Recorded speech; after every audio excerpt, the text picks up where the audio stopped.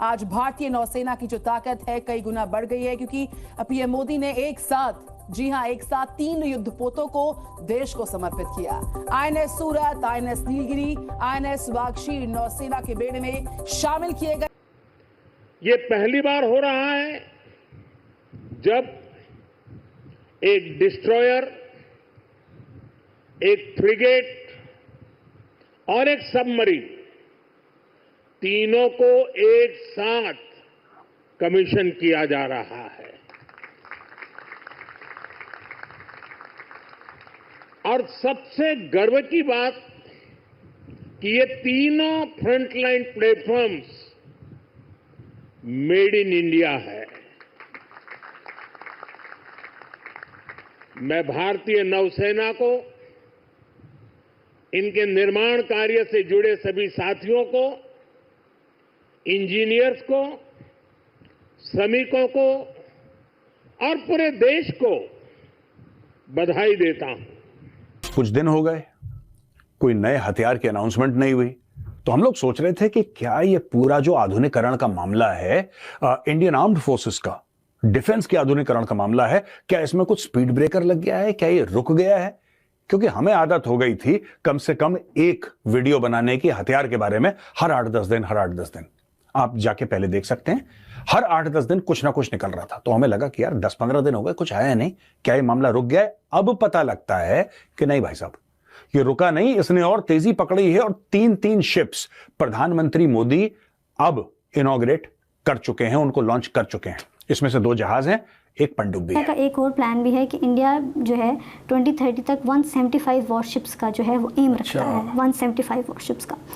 तो ये एक इम्पॉर्टेंट है कि ओवरऑल उनका एस्टिमेट प्लान जो है फ्यूचर का वो क्या है। नरेंद्र मोदी के ये टर्म और उनके अंदर ये जो ज़ायनिस्ट फैशिस्ट इंडिया में हुकूमत कर रहे हैं, इनको पता है कि कोई इनका हाथ रोकने वाला अब नहीं है। पूरी दुनिया में आप देख रहे हैं, कहीं से कोई आवाज इंडिया के खिलाफ नहीं उठ रही।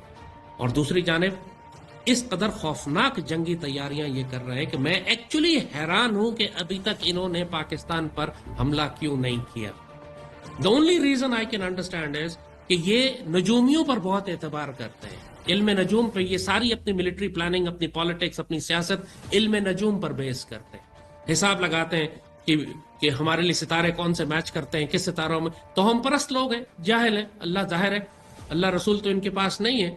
तो ये अपने शैतानी हिसाब किताब लगाकर ये फैसला करते हैं कि हमने क्या करना है। इनको अपरेंटली अभी तक कोई सिग्नल नहीं मिला इनके नजूमियों की तरफ से कि कौन सा वक्त बेहतर है पाकिस्तान पर हमला करने के लिए। वरना जिस किस्म की ये खौफनाक जंगी तैयारियां कर रहे हैं, जिस किस्म का असलहा प्रोक्योर कर रहे हैं, जिस तरह ये इसराइल के साथ मिलकर टेक्नोलॉजी ले रहे हैं, जिस तरह यूक्रेन की जंग से सीख रहे हैं, जिस तरह पाकिस्तान की सरहदों के पास दुनिया की हर पॉसिबिलिटी की एक्सरसाइज करके वैलिडेट कर चुके हैं उसको, चाहे वो डीप इंसर्शन हो, चाहे वो एम्फीबियस लैंडिंग्स हो, चाहे वो ग्राउंड इन्वेजन हो, चाहे वो एयर इन्वेजन हो, चाहे वो उनकी गोल्ड स्टार डॉक्ट्राइन हो, चाहे थिएटर कमांड हो, हर चीज की एक्सरसाइज करके हर नए वेपन सिस्टम को, चाहे वो ड्रोन स्वार्म्स हो, चाहे वो रोबोटिक्स हो, हर किस्म के वेपन सिस्टम को ये हमारी सरहदों के पास टेस्ट, रियलिस्टिक एनवायरनमेंट पे टेस्ट करके देख चुके हैं कि हमने पाकिस्तान में जब दाखिल होना है तो हमें कौन कौन सी मुश्किलात, ऑब्स्टिकल्स का सामना होगा, हमने उन्हें कैसे क्रॉस करना है। कमाल है, मजाक बना के रख लिया है पाकिस्तान का। एक पूरा एजेंडा है जिसके खिलाफ उनको पता है भारत कभी ना पाक फौज के सामने खड़ा हो सकता है, ना पाक फजाइया के सामने खड़ा हो सकता है। बांग्लादेश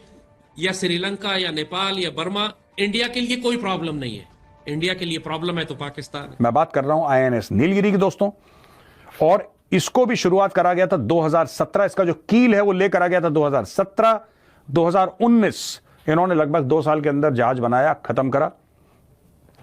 2024 में इनकी ट्रायल शुरू हुई और ट्रायल करते करते लगातार दिन रात उसकी ट्रायल्स हुई और आज की तारीख में माननीय प्रधानमंत्री जी ने इसको ऑल द बेस्ट कह दिया।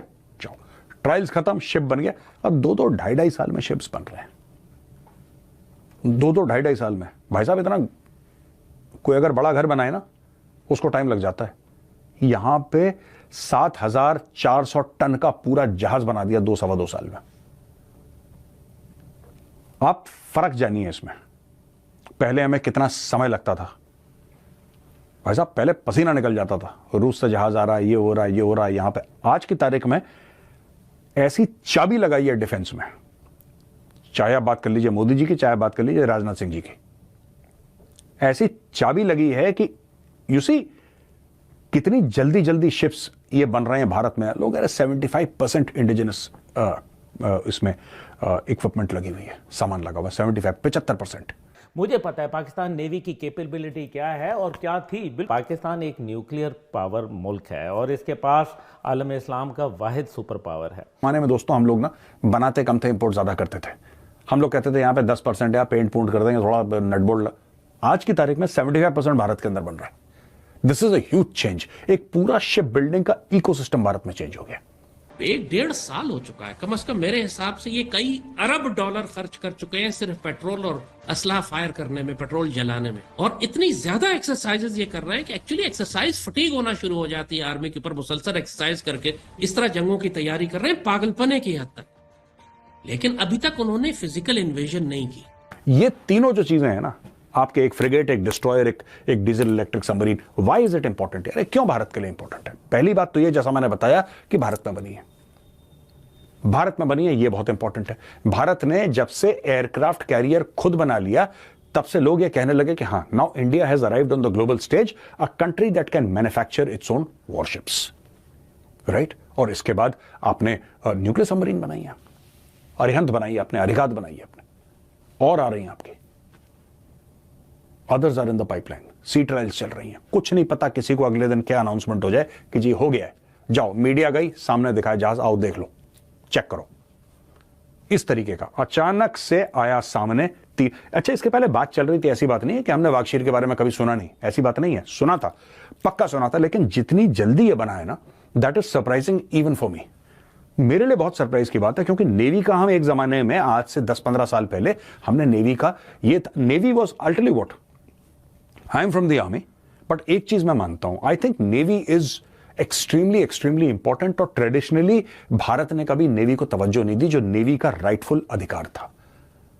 जितना फोकस नेवी में होना चाहिए था, पूरी जो आप देख रहे हैं चाइना की जितनी भी स्ट्रेटेजी है, the entire strategy of China is based on naval might. China पैसे लगा रहा है नेवी पे। बोला कि आज की तारीख में आर नेवी, यानी कि चाइनीज कहते हैं अपनी नेवी के लिए, PLA navy, their navy is bigger than the US navy. China क्यों इतना पैसा डाल रहा है?